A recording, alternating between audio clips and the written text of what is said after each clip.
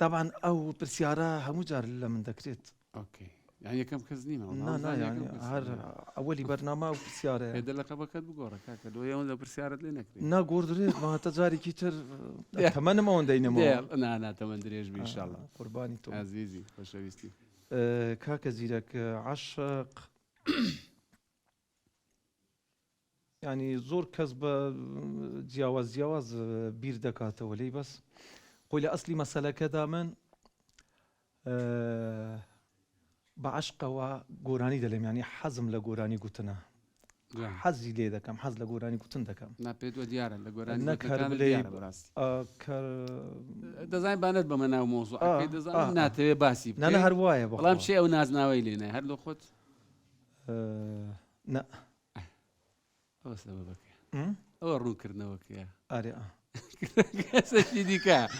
كسر شي بينران كسر شي ديكا ناز ناوكيلينا والله ديارة حزناك كبير الشيني نانا خوي مشكلة مانيا أنا طبيعي هم ما نوشتانا ماني هري خو ما هو الحاجي ناوي